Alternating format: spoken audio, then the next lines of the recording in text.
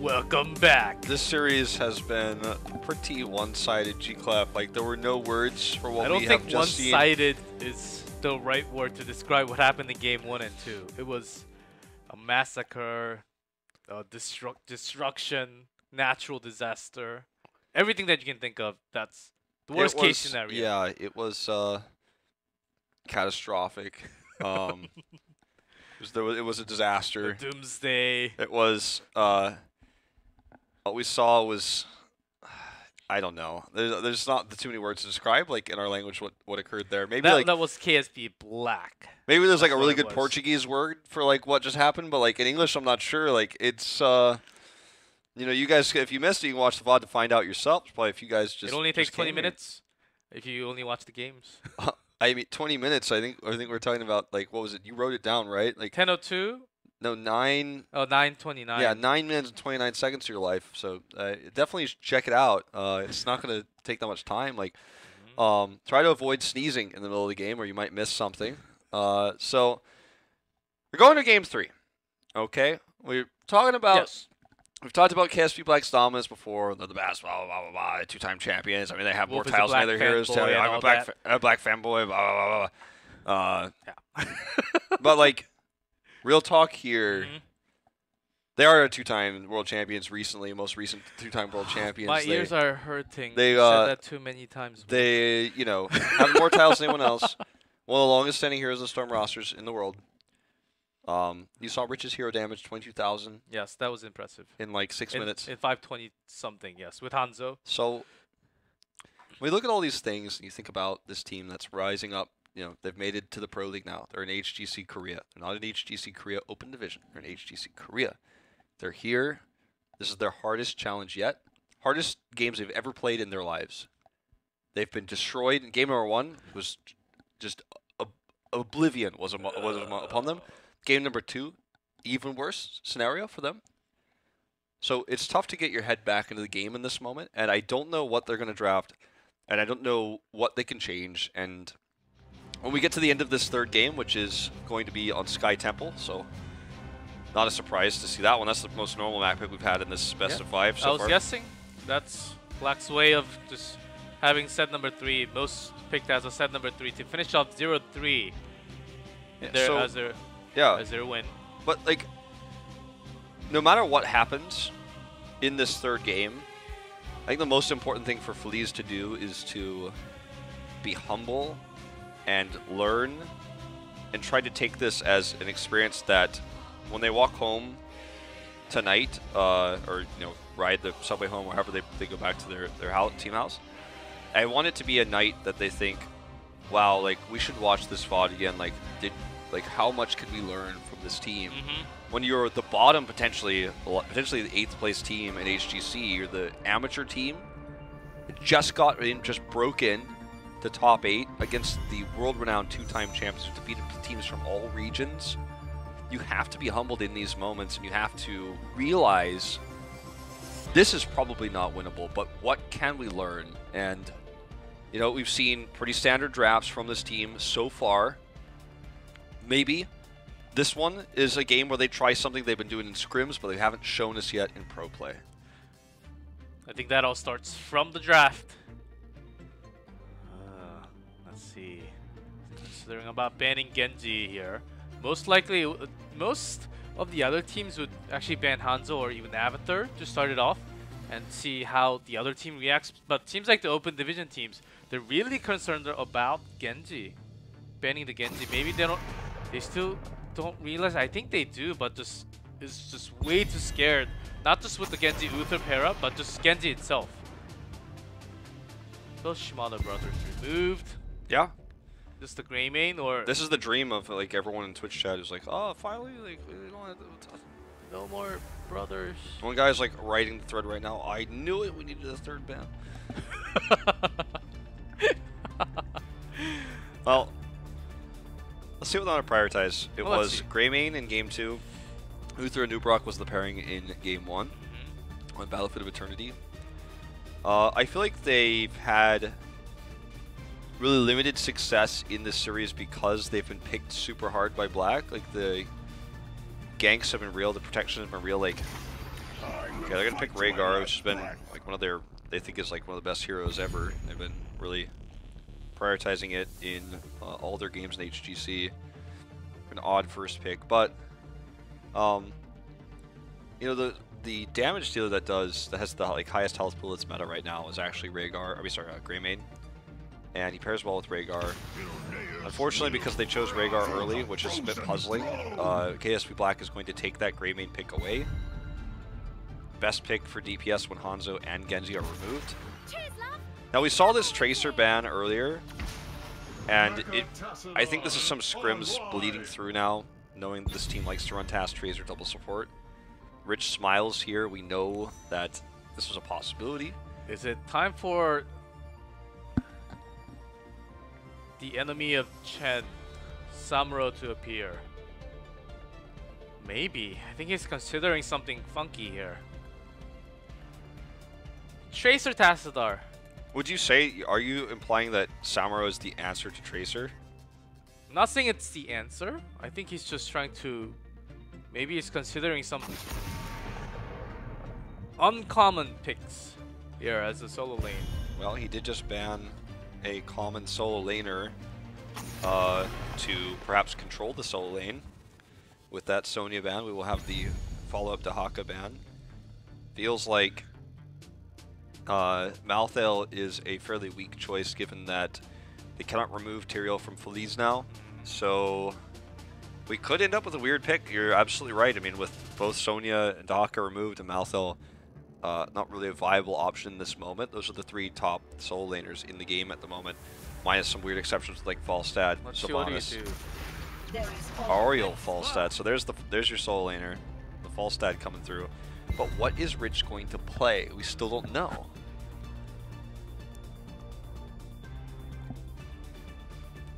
Well, actually, this is one of the weirder ones. Ariel with Falstad Greymane.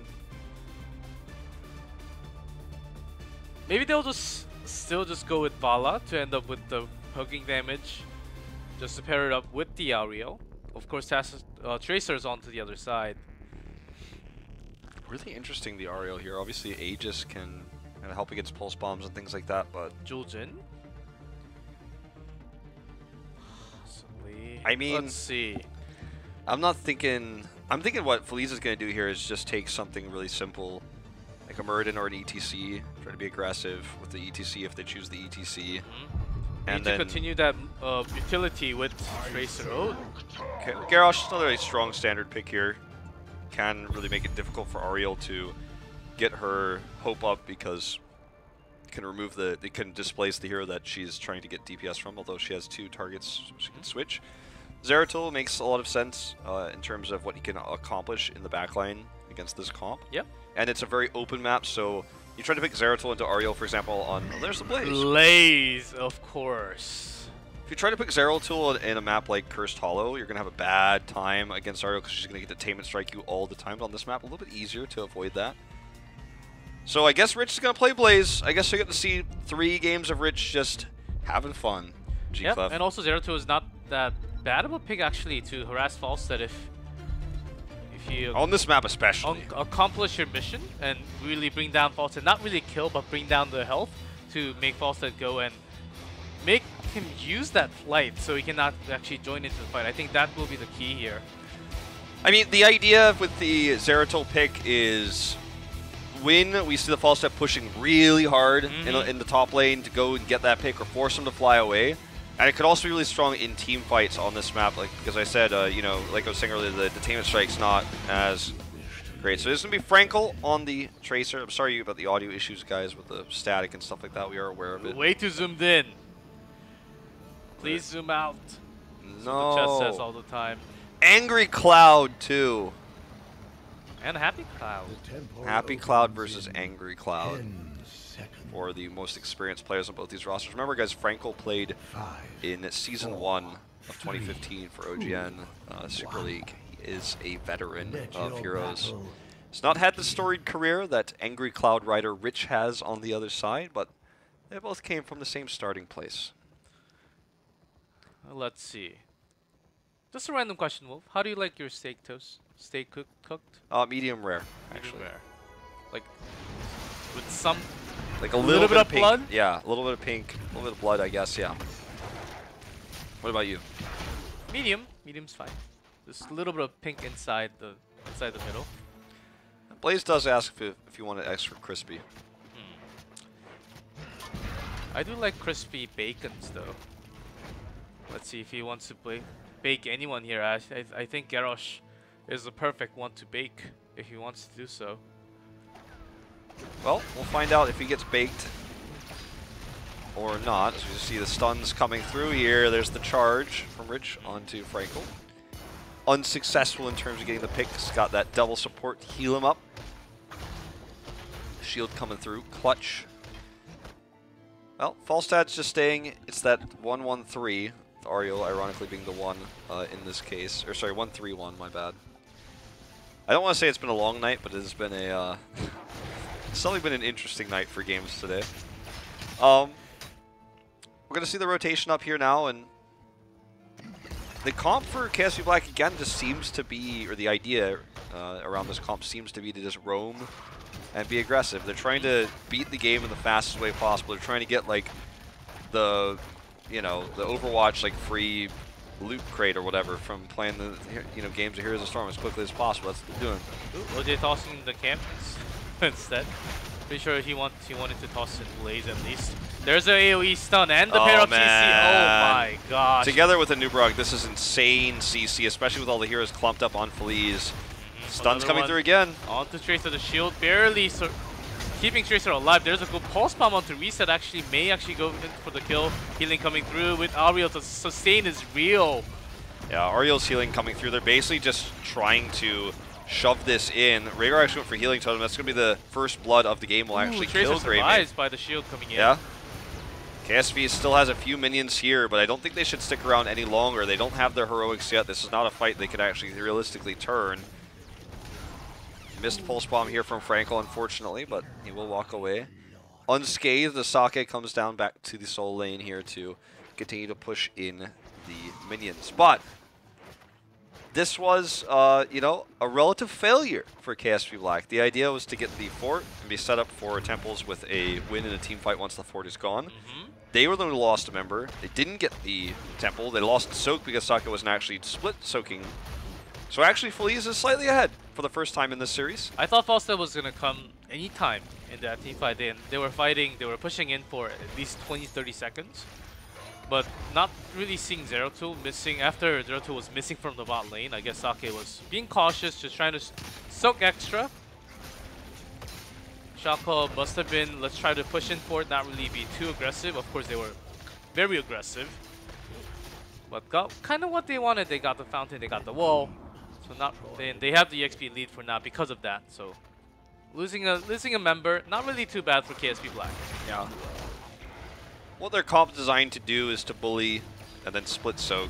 And there was a little hiccup there, but as you say, the split soaking from Falstad and the kill on the wall puts them ahead. Now, Hanaten actually needs to be careful. Like, he's just staying here so you can hope he's in experience range when, like, the minions die, when some of them die here. It's going to help clear out these siege giants, but going any further forward than those siege giants, he's going to find himself chain stunned together with Tist. And might find himself dead. Blaze, just because he's got strong wave clear, is going to clear mid. Rich has cleaned it up. Gets tossed, though. No escape here. Here comes the CC chains, though, after he charged in at point-blank range.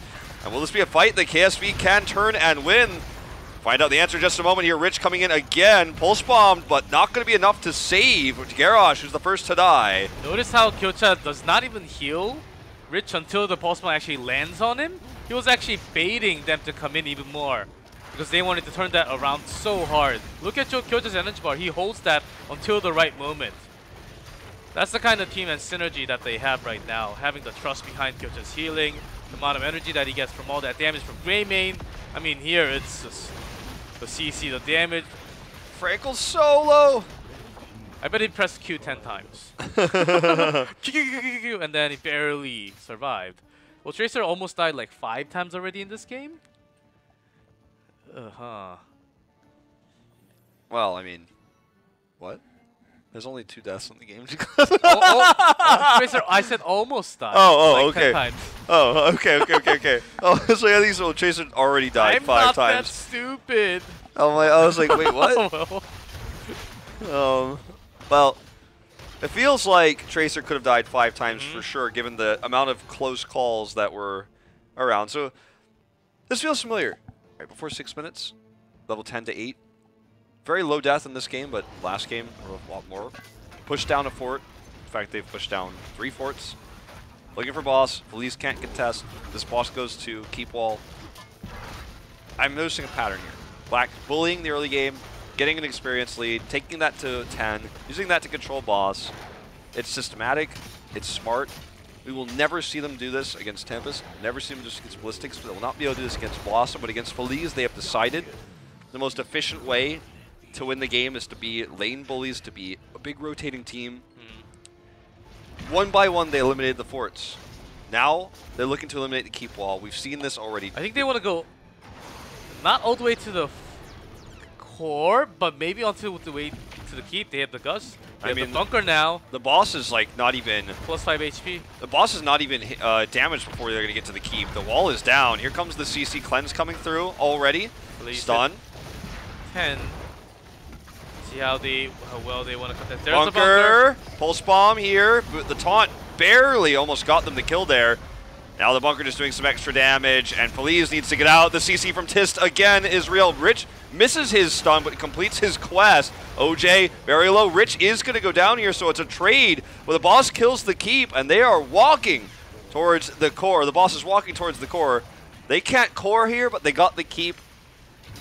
And it could have been worse for Feliz had Rich not died there. If Sake came a second earlier, he didn't even get the last shots fired on that bottom keep. Maybe he wanted to actually... Oh my god. Tist is... I hope Tist is MVP tonight, man. Like, his stuns in this game have been fantastic. Predicting the recall location. Kyocha's bait here was masterful, you could say. Detainment into the fort. He's still staying! He's got the heal. I don't know if he's getting out of here. Could Tist save him this time? Barely not. Barely not. A reset. Throwing faster. Maybe one storm may not be enough, actually. Just barely not. Yep. He has to use his Worgen form to attack the Siege Giants to get out. Amro's like, I hope he's recalling right there. He's definitely not. Not going to make that easy mistake recalling home. Actually, not. They're trying to delay this by not having the last shots fired on the bottom temple. Maybe they just want to control the macro even more with False at top now. Just trying to contest, but not going to get it. Tis could actually stun Hanat in here. There's no reason to at the moment, but with how aggressive Tist has been all game, I'm like, well, I always feel like you have to consider the possibility. I mean, Feliz is, because KSV Black is, to be frank, seems like they're trying to style a little bit. They've made some mistakes. Like, KSV is not in a massive lead at the moment, like they have it in games 1 and 2, but they still are fairly ahead, right? I mean, they got the keep very early on into the game, like around like 8 minutes. So KSV Black is just going to continue to try to shove this lane to pull Feliz towards the bottom lane so they can control other objectives on the map. It's going to be split top and bottom temple for the next phase, but that's a long way away, not even announced yet. So Black rotates mid, and if Feliz deals with the mid push, that means the bot push is going to get to the core. If they deal with the bot push, that means they get the keep. Tist taunted here for the first time, getting CC chains against him. Pulse bomb, got to connect, but the Aegis was enough to save him. Bunker, maybe a little bit unnecessary here, but better safe than sorry. Yeah, getting all that armor. Having fun at the same time, also hitting that Zeratul coming up from the side. No pulse bomb yet, so they can't do any more damage. Look at Rich just sustaining on the front line alone. Zeratul's gonna be the first one to die. And Cocoon on the Tracer, that means they lack damage when Tracer is out. Does he have the blink and recall? Recall into a funny spot here. Does get out regardless. There's the kill onto Rhaegar. This could actually be game, as that's the kill onto Tracer. Cocktails connecting. Tass is down. OJ, the last one saying, remember I said if they defend mid, the bot push goes to the core? Well, it's on the core already. OJ trying to buy some time here, but it's just simply not going to work. Core under attack. KSV Black trying to set a world record best of 5 series time with this. Gonna have a 10-minute and 24-second victory on Sky Temple, shoving it through, pushing it all the way, having fun while doing it, and, well, an outclassing occurred tonight, and if I told someone who hasn't seen this series yet, who looked at the schedule, getting ready to watch some Saturday Night Heroes, that this was going to happen, I'll be honest, they probably wouldn't be surprised. Well, we got to see some fun individual play. I think the takeaway for fans tonight is we got to see Rich's Hanzo, where he tripled nearly the damage of all. Probably by the end of the game, he might have done more than triple it. We got to see him play Blaze. And it was a series where we got to see just some unusual play from Black, who then basically destroyed their opponents. But that was the prediction. That was the expectation. And Feliz, again, smiling here, being humble, knowing that their chances of victory tonight were very low. Fought it well against KSV Black, and in average, actually, they passed 10 minutes, so I'm a little bit disappointed here, Wolf. Average is, I think, 10:01 or 10:02 between there. Yeah, I mean, it's all right. Big Bible thump. Hey. We got to see the bunker.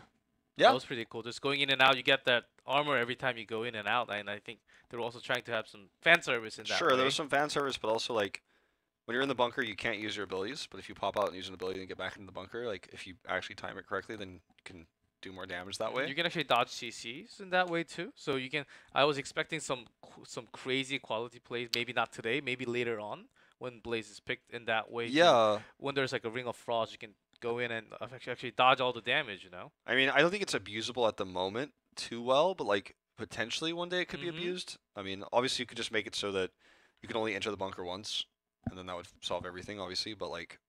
Yeah. Or you could make they're like a channel time to enter the bunker, like very short one, but something like that. But as it functions now, the bunker's the same as the bunker in StarCraft 2. Like it's probably coded the same way, in fact. So it's just kind of in and out. You can kind of mess around with that a little bit. But KSV Black won a series. They're moving up the ladder. This was not a surprising result, but for Feliz, I think they probably learned a lot. That's the approach that you have to take in a game like this. And you know, if I were the coach of Feliz, what I would probably take away from this is we don't know how to deal with roaming comps. We can't deal with these aggressive plays, these pick-oriented comps. They're just running around, systematically killing our forts, and then getting 10. And if I were the coach, I would say we should probably scrim with some teams, maybe even KSV Black, because we're not going to face them again for the next round robin. They just did this to us. Try to ask them to do this exact same strategy. Let's see if we can find a way to beat it, because obviously they struggled. This is not a common strategy, but it is used every now and then in HGC Korea. Yeah, I think another thing of taking away from today is that the double support will not work. And it's not going to work. Just Tracer Tastar, maybe not the best way. Of course, I think they had their best game in the beginning, though, with that comp. It was practice, it was a comfortable pick, but moving away from their old ones and learning something new and going with following the new meta with the new trend with the Ubarak, really having maybe Hanzo in themselves, Genji would pair up with Uther. I think that still worked. Not as well in the meta, but having the burst damage, maybe they can create something new also. So try thinking, going towards that way of thinking. Maybe next time they can pull up a better game. Yeah, it's all learning, right?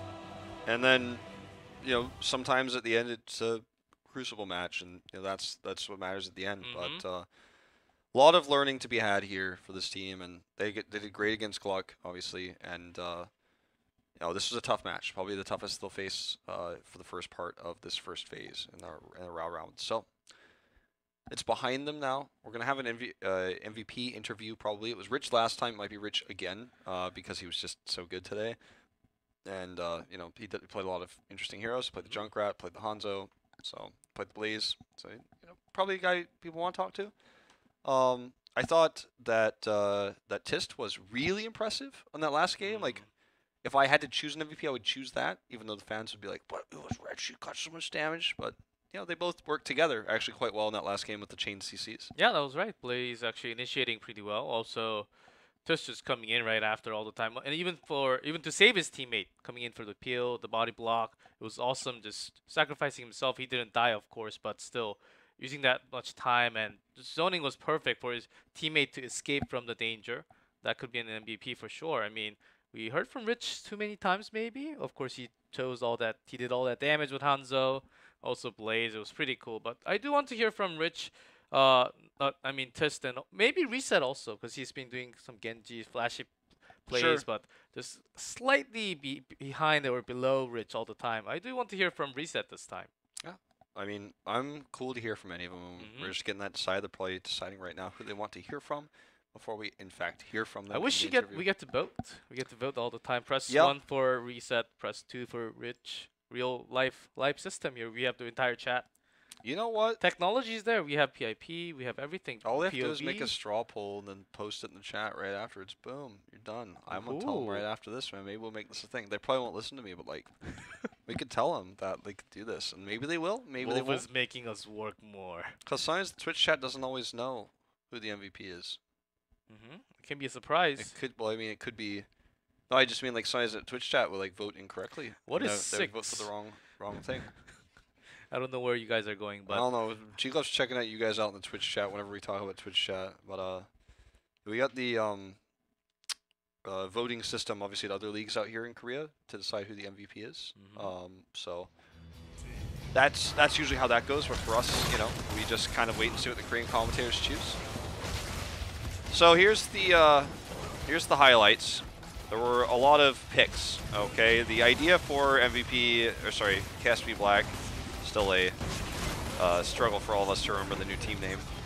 The idea was to get kills and then push objectives, get kills and then push forwards, get kills and then take bosses. Like it was pretty basic. It was a very aggressive style they played, and they tried to punish some of the positioning mistakes on the side of Feliz. And Tomb of the Spider Queen was when it was most evident. We saw some nasty plays. Look at that, concussive into. Easy kill into Hanaten. That's the one we missed off the camera. OJ going down here. I mean, this is just... Hanaten's trying to do what he can to slow this down, but he can't do it. They're 4 levels down.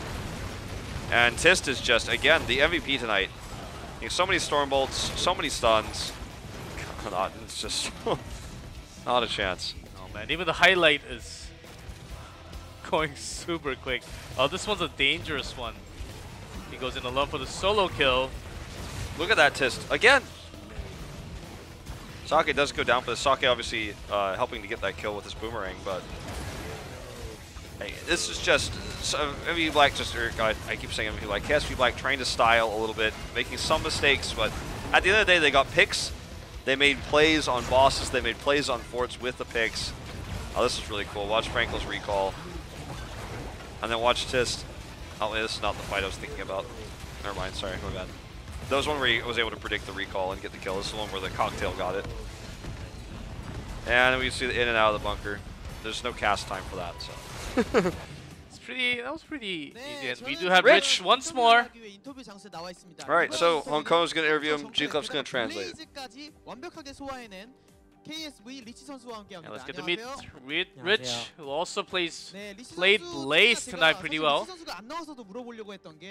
또 이제 다른 이제 영원의 전쟁터 1세트에서 한조 특성이 1레벨에 보통 갈래 화살로 쭉 가거나 usually in BOE with a Hanzo you go for that scatter build even from level 1. 이번에 이제 구원 이후에 갈래 화살을 But you did go towards redemption at 1 and then later on into scatter arrow build. I thought that was the right build. 아 그렇죠 뭐.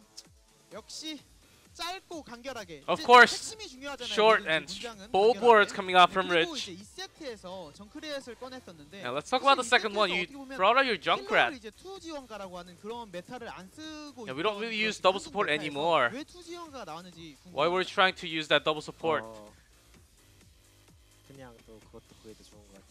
I think that was just the way it was, like really good. I think double support and just solo tank double assassin is still doable, you know? Is there anything I did wrong towards you, Rich? Or are you just not feeling it today? Let's go to the third set where you use Blaze here. You had lots of fun moments with the bunker. Was there a specific reason why you picked Blaze in set 3? Well, when I 그래서 따라해봤어요. When I was playing Hero League, actually, I was playing Tracer, 그렇죠. 역시 but 뭐 I was 너무 counter. It was very it was hard countered by the bunker on the other side. So I think that's the reason why I picked it from my experience. He wanted to make it the same as Hero League. Worked well. Of course, to all the audience here and the viewers watching globally, want to say a word? 직관 오신 분들도 감사하고. Thanks to all the fans as usual and all the fans who came to the venue and keep rooting for us. 네, 저는 이걸로 인터뷰를 마치고 중계석으로 들어가겠습니다. All right, well, that is the end of the interview.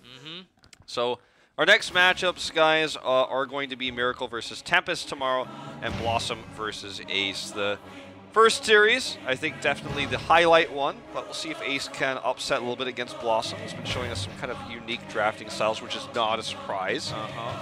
Always kind of pushing the meta forward is Blossom. Sometimes Blossom finds out what is strong in Korea before anyone else. They just don't, you know, basically perfect it. And then later on, teams like Ballistics, MV Black, might in the past perfect those strategies, perfect those styles. So these matches, of course, will be at same time, same place tomorrow, 6 p.m. and then later on after the first match around 8 p.m. But it could be later or earlier depending on the match. I think after tonight's match and their initial match of Tempest against Miracle tomorrow, the first match should be a good test of how strong they are within the top 3 with Ballistics and Black there.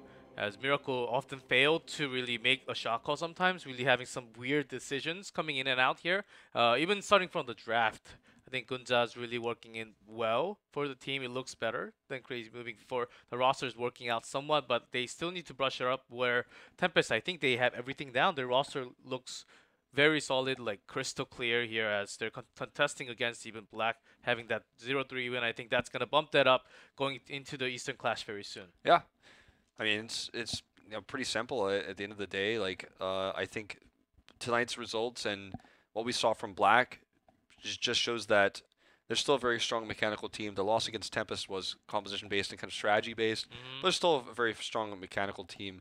Strategy-wise, the meta hasn't settled in any region completely yet. The only thing we know is Hanzo, Uther, and Genji are pretty good, and Greymane's like top DPS when those are banned. So we know that much, but everything else, no one's 100% sure how the chips are supposed to fall. But you know, in this moment in time, KSV's back on the rise, and Ace, we don't know, Feliz, Gluck, these teams are struggling against these stronger teams, but we don't really know where they stand yet. But tomorrow's going to be another one of those nights where we see, I guess we further test these teams to kind of analyze. But that is going to be it for us guys tonight, so thank you so much for watching. Check out EU and NA on this channel later on.